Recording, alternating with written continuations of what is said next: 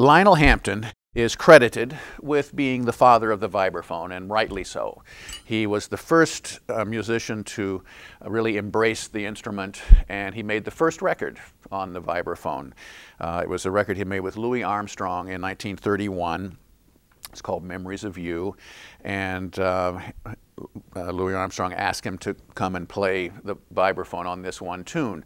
Hamp was actually primarily a drummer up to that point, but he kept on playing the vibes, and soon he was working in the #1 band in jazz during the 1930s, the Benny Goodman Group, and that was what really launched his career, and he went on after that to have a very long career as a band leader, both of big bands and small groups, playing the vibes. The other musician who was very prominent in that early generation was Red Norvo, who was actually a xylophone player originally, and he already had become pretty famous as a xylophone player in the late 1920s into the 30s. And if you ever come across any of his early recordings, they're really remarkably well done. Played with 4 mallets, very intricate pieces, and so on. A wonderful musician. He didn't decide to play the vibes until later on. Actually, the year was 1943 that he switched from xylophone to vibraphone. But he then stayed with vibraphone for the rest of his career.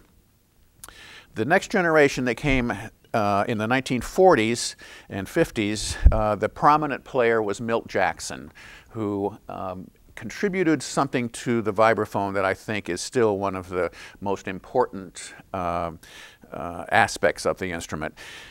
In the earlier days, the vibraphone was played kind of mechanically, hard mallets like xylophone mallets, and there was not much of an attempt to phrase. Everything was kind of just fast lines and all the same volume level. There was no attempt to make the instrument sound more expressive like a horn or more like other jazz instruments. It was really truly a clanky percussion instrument at that time. But Milt had a different idea. He had been a guitar player originally, and also he sang some in a gospel group. And he told me that he got started on the vibes because he was going to high school in Detroit, and the band director took him into the band room and said, "Look, we've got this instrument here and no one's playing it. You think you could learn to play it?" And it happened to be a vibraphone. How they had happened to get a vibraphone in the 1940s in Detroit, I have no idea, but they had one, and so that's why he started playing it. But he wanted to make it more expressive, more like his singing, more like guitar playing. So he switched from hard xylophone-like mallets to a softer mallet, and he used the pedal more, and he slowed the vibrato down to a more languorous kind of sleepy kind of feel to it. And he created a new sound for the vibraphone that was much more expressive and mellow than had been the case before. And that was a very important contribution. It's affected every player that's come since, and even the players that preceded him, Hamp and Red Norvo, got the idea after Milt came along, and they changed to softer mallets and treated the instrument with a little more expression and played it a little more mellowly, if that's a word.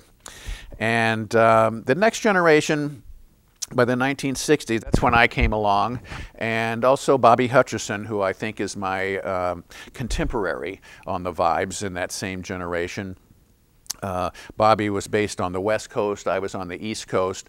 Bobby was very much in the tradition of Milt's style, and I sort of created a new style of my own because I was using 4 mallets. Sometimes people ask me what's the difference between playing the marimba or the xylophone and the vibraphone. And of course, some things are obvious. We have metal bars, and we use the pedal to sustain notes instead of rolling. But more so, I think it's how we view the playing of the instrument. When we play the marimba, it's a longer, bigger instrument, and we tend to walk up and down the instrument as we play it. But with the vibraphone, we have to play the instrument using the pedal, so we tend to stand in the middle, and I see the whole instrument as my territory that I'm responsible for here. And I want to be able to play, you know, all over the instrument without moving too far away from the center. So I rarely do the thing of crossing my foot and standing up here, because once I get all the way up here, if I suddenly want to play something down here, it takes me a while to get there. I tend to stay in the middle. If I'm going up here, I lean up to play it, or I lean down this way to play at the low end of the instrument. But I keep reminding myself that I'm responsible for all of this instrument. I can reach both ends of the instrument with either hand, so it's definitely within my reach. And I don't want to feel like I have to move too drastically to get from one end to the other. So that's a very basic difference between the vibes and the other mallet instruments, is due to the pedal and the size of the instrument. We don't move around quite so much. Otherwise, it's just a matter of what kind of music seems to fit the instrument best. There's a sort of a reason that the vibraphone is primarily used in jazz music. And if you think of all the famous players of the vibraphone, it's all people who made their careers in jazz music. You don't see it in rock music much at all. You don't see it in classical music much. It's primarily a jazz instrument. The marimba, on the other hand, does get used in classical music more, and certainly is used in a lot of different kinds of ethnic music as well. And I love playing the marimba. That was my first instrument.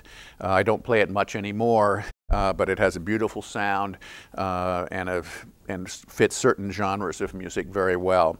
Sometimes you hear it in jazz performances, but mostly mallet instruments in jazz tend to be the vibraphone.